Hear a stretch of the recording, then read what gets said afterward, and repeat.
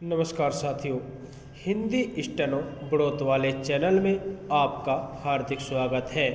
आज की डिक्टेशन रामधारी गुप्ता खंड 2 से प्रतिलेखन संख्या 3 व 4 90 वर्ड पर मिनट की स्पीड से होगी। तो आइए शुरू करते हैं। डिक्टेशन शुरू होगी 5 सेकंड बाद।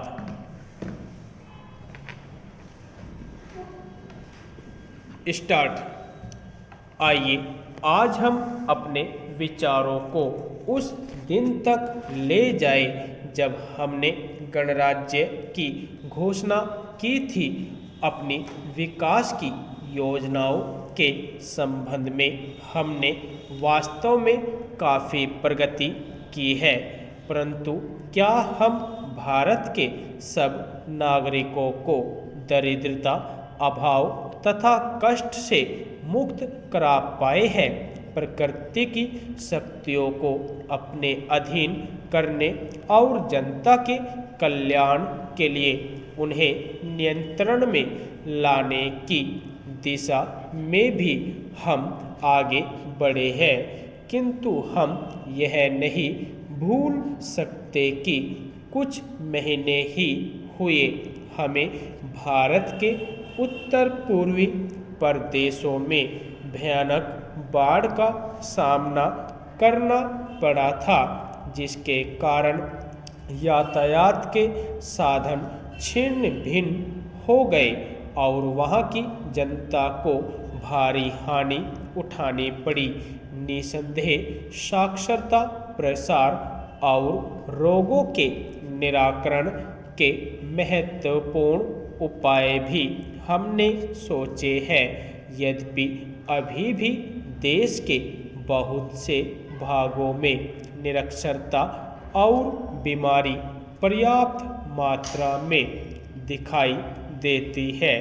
जन कल्याण की योजनाओं को हम बराबर आगे बढ़ाते रहेंगे, यह हमारा दृढ़ संकल्प है, इसमें संदेह नहीं किया जा सकता। इन योजनाओं के पूरे होने के संबंध में जो प्रयास अब तक किया गया है, उससे भी हमें असंतुष्ट नहीं होना चाहिए। फिर भी जो कुछ अब तक किया जा सका है, यदि वह बहुत चमत्कारी नहीं दिखता, तो उसका कारण यह है कि अभी निर्माण कार्य जारी है और समाप्त नहीं हुआ है। राष्ट्र के निर्माण में समय की आवश्यकता होती है। आज हमारा गणराज्य दिवस है और भारत जैसे प्राचीन राष्ट्र के इतिहास में 5-7 वर्ष की अवधि एक स्वल्प काल है। आइए अब हम विगत वर्ष की घटनाओं पर नज़र डालें और यह देखें कि विकास के कार्यों और निर्माण योजनाओं की दिशा में हम कहाँ तक आगे बढ़ सके हैं। यदि मुझसे यह कहा जाए कि बीते वर्ष की घटनाओं का वर्णन मैं एक वाक्य में करूं, तो मैं कहना चाहूँगा कि संविधान में दिए गए निर्देशों के अनुसार हमने समस्त राष्ट्र के साधनों को ऐसे ढंग से जुटाना आरंभ कर दिया है, जिससे यह स्पष्ट हो जाता है कि भारत में कल्याणकारी राज्य की स्थापना का श्री गणेश हो चुका है। पिछले वर्षों में हमने जो संकल्प और दावे किए थे, अब वे मूर्तिमान होने लगे हैं। इसलिए अब यह समझना कठिन नहीं है कि राष्ट्र किधर जा रहा है और आगामी 10 या 15 वर्षों में हम किस स्थिति में होंगे।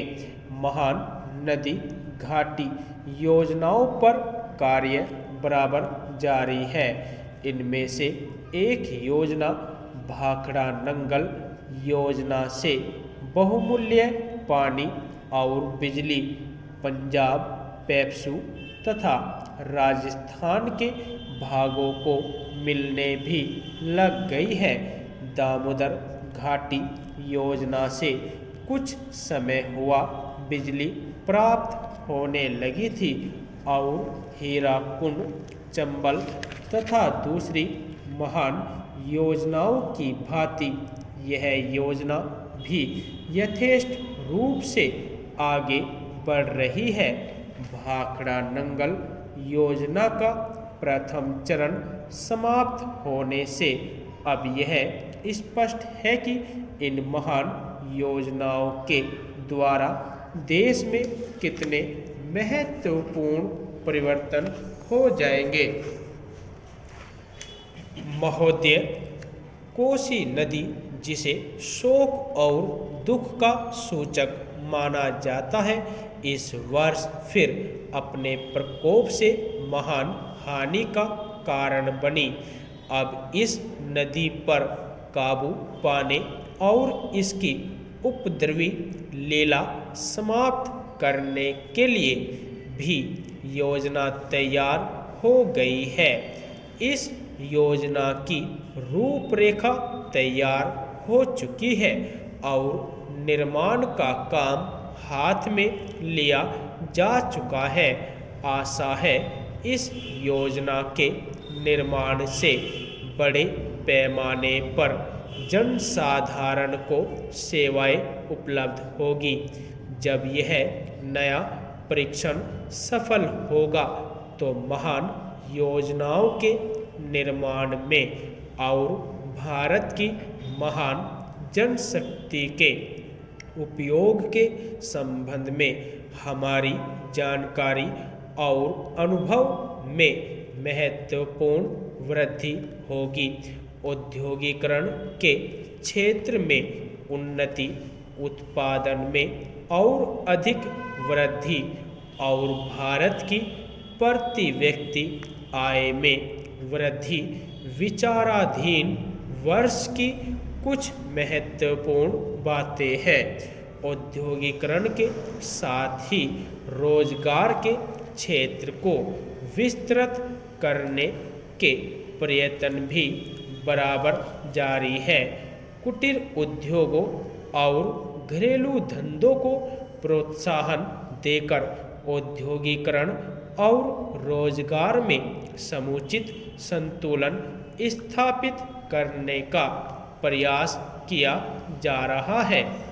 यह बात सभी स्वीकार करते हैं कि यदि भारत के जनसाधारण को उदासीनता और हार मानने की भावना से मुक्त करना है तो बढ़ती हुई बेरोजगारी को दूर करने का उपाय करना होगा।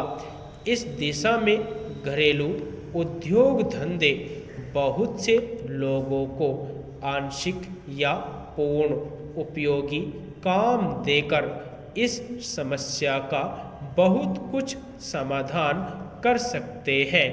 इसीलिए पंचवर्षीय योजनाओं में पुराने घरेलू उद्योगों को पुनर्जीवित करने और चालू कुटीर उद्योगों को प्रोत्साहन देने की व्यवस्था की जा रही है। विदेशी मामलों के क्षेत्र में हमारी सफलता और भी अधिक है। हमारी नीति, जिसे मैं सक्रिय और स्वदेशीय तटस्थता की नीति कहना चाहूँगा, वास्तविक व्यवहार में किसी भी देश अथवा यहाँ के लोगों को अपना शत्रु न समझने की नीति है। इस नीति के फलस्वरूप हमें विश्व शांति के पक्ष की कुछ सेवा करने का अवसर मिला है। हम प्रसन्न और आभारी हैं कि संसार के उन राष्ट्रों में भारत का स्थान इतना ऊंचा है।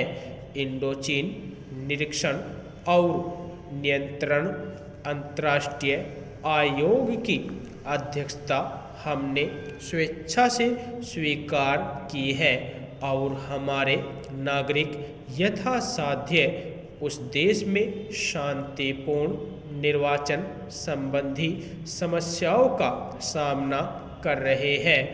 हम सभी राष्ट्रीय अथवा अंतर्राष्ट्रीय समस्याओं का निपटारा शांतिपूर्ण ढंग से चाहते हैं। मुझे बहुत प्रसन्नता है कि भारत में फ्रांसीसी बस्तियों की समस्या शांति और सद्भावना के वातावरण में सुलझ सकी है। शांतिपूर्ण प्रणाली की सफलता का वह एक महत्वपूर्ण उदाहरण है। दुर्भाग्य से भारत में पुर्तगाली बस्तियों की ऐसी ही समस्या को सुलझाने की दिशा में प्रगति नहीं की जा सकी। मैं आशा करता हूँ कि पुर्तगाल इन बस्तियों में रहने वाले लोगों के स्वाधीनता के अधिकार को स्वीकार करेगा और फ्रांस और ब्रिटेन की सरकारों का अनुसरण करेगा। जैसे ही यह वर्ष समाप्त हो रहा है, हम अपने सबसे निकट के पड़ोसी पाकिस्तान के साथ अपने संबंधों में अपने सुखद परिवर्तन देखते हैं। पाकिस्तान के लिए हमारे हृदय में सदैव से पूर्ण सद्भावना और शुभकामनाएं हैं। यदि आपको डिक्टेशन अच्छी लगी हो तो हमारे चैनल को सब्सक्राइब करें तथा वीडियो को लाइक व शेयर भी करें। धन्यवाद।